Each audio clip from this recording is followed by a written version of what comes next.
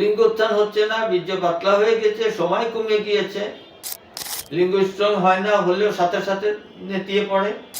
যৌন রোগী ভাইদের জিরো থেকে হিরো বানিয়ে দিতে সক্ষম।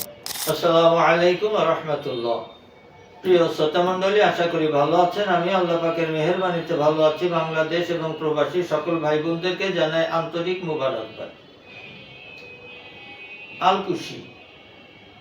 আলকুশি এমন একটা আল্লাহ পাকের কুদরতি গাছের ফল, যৌন রোগী ভাইদের জিরো থেকে হিরো বানিয়ে দিতে সক্ষম। সুবহানাল্লাহ। এটা আল্লাহ পাকের কুদরতি গাছ। যে সমস্ত পুরুষ ভাইরা নানাবিধ যৌন রোগে আক্রান্ত, নানাবিধ লিঙ্গোত্থান হচ্ছে না, বীর্য পাতলা হয়ে গেছে, সময় কমে গিয়েছে, লিঙ্গ স্ট্রং হয় না, হলেও সাথে সাথে নেতিয়ে পড়ে, ইত্যাদি ইত্যাদি, সেই সমস্ত পুরুষ ভাইরা আলকুশির হালুয়া যদি খেতে পারেন, নব যৌবন লাভ করবেন ইনশাআল্লাহ। পাহাড়ি আলকুশি হতে হবে, দেশীয় চাষের আলকুশি হলে হবে না।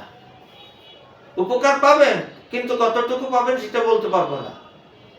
কিন্তু পাহাড়ি আলকুশি যদি হয় তাহলে শতভাগ উপকার পাবেন, এটা বলতে পারবো ইনশাআল্লাহ। এই পাহাড়ি আলকুশি আপনাকে শোধন করে নিতে হবে। আপনার 1 কেজি পাহাড়ি আলকুশি বীজ কিনতে হবে। পাউডার কিনলে অবশ্যই ঠকবেন। পাহাড়ি আলকুশি 1 কেজি বীজ কিনে 3 কেজি দুধের ভিতরে এটাকে শুদ্ধ করবেন। যখন দুধ টেনে যাবে, তারপরে নামিয়ে ঠান্ডা হলে এর উপরে ছাল ফেলে দিন। ছাল ফেলে দিয়ে এটাকে রোদে ভালো করে শুকান। শুকানোর পরে ব্লেন্ডার করে এটাকে পাউডার বানান। হয়ে গেল। এখন 200 গ্রাম পাউডার নেন, হালকা তাপে,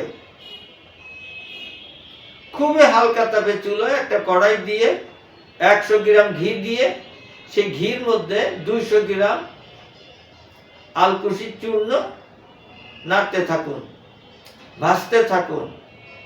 যখন দেখবেন বাদামি কালার হয়ে গেছে, নামিয়ে ফেলুন। ঠান্ডা হলে পরিমাণ মতো মধু দিন। তার মধ্যে 50 গ্রাম দারুচিনি চূর্ণ, 30 গ্রাম এলাচি চূর্ণ, সুন্দর করে একটা হালুয়া তৈরি করুন। নাড়তে থাকুন, আবার চুলায় দিন অতিরিক্ত 5 মিনিট এবং খুব হালকা তাপে। এভাবে 5 মিনিট পরে আবার নামিয়ে ঠান্ডা হলে অবশ্যই কাঁচের বয়মে রাখবেন। ওষুধ সেবন করুন, সুস্থ থাকুন। আল্লাহ পাক আমাদের সকলকে সুস্থতা দান করুন, আমিন। আজ এখানেই শেষ করছি। আসসালামু আলাইকুম ওয়া রাহমাতুল্লাহ।